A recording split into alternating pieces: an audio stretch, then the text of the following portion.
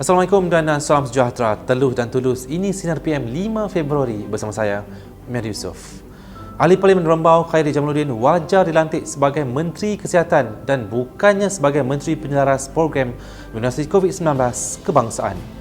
Gagasan itu dibuat pemimpin DAP Liew Chin Tong selepas melihat Dr. Adam Baba selaku Menteri Kesihatan gagal mengawal gelombang ketiga wabak COVID-19 sejak September lalu. Chin Tong berkata Malaysia memerlukan Menteri Kesihatan baru kerana krisis COVID-19 yang dihadapi ketika ini mencapai tahap merungsingkan.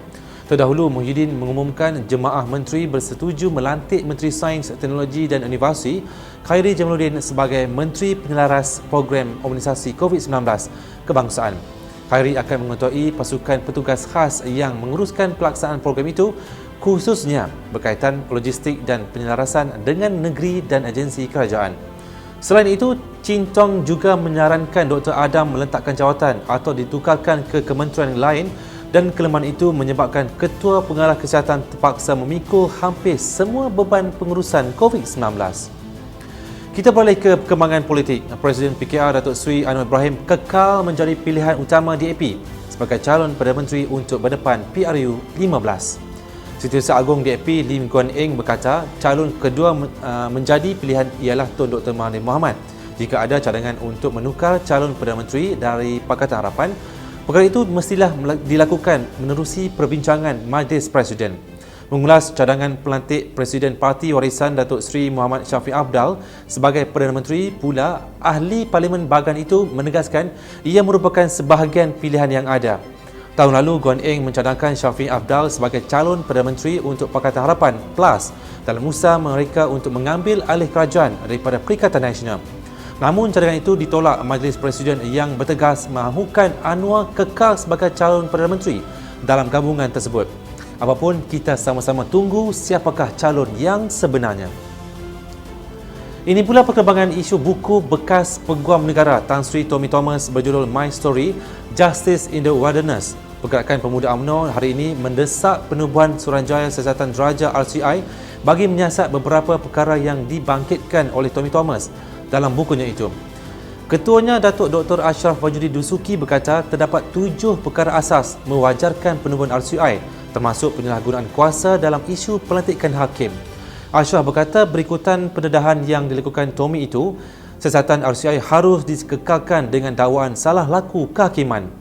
Antara yang menarik apabila Tommy Thomas mendedahkan wujudnya campur tangan bekas Perdana Menteri Tun Mahathir Mohamad dalam badan kehakiman dan tindakannya memperlekehkan pegawai undang-undang di Jabatan Peguam Negara. Masih perkembangan sama, waris Allahyarham Tun Razak Hussein akan membuat keputusan sama ada mahu mengambil tindakan undang-undang terhadap bekas Peguam Negara Tan Sri Tommy Thomas ataupun tidak.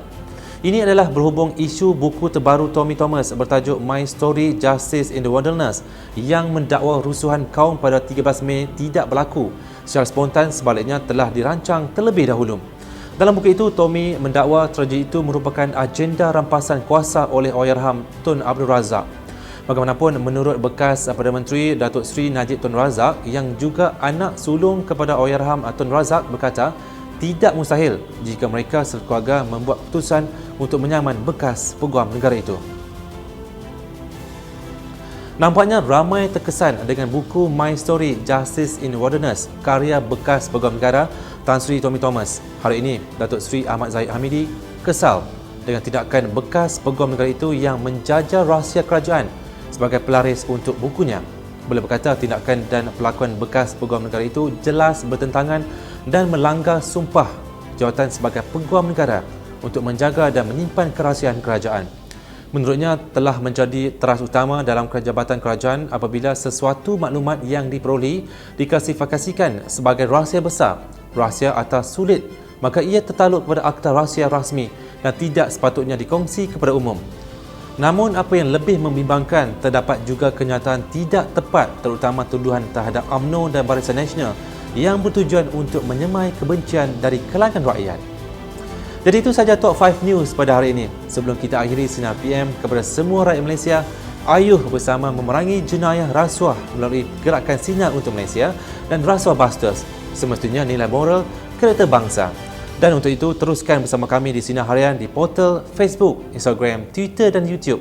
Dan jangan lupa untuk muat turun aplikasi Sinar Harian bagi mengikuti perkembangan semasa dalam serta luar negara. Salam hormat dan jumpa lagi.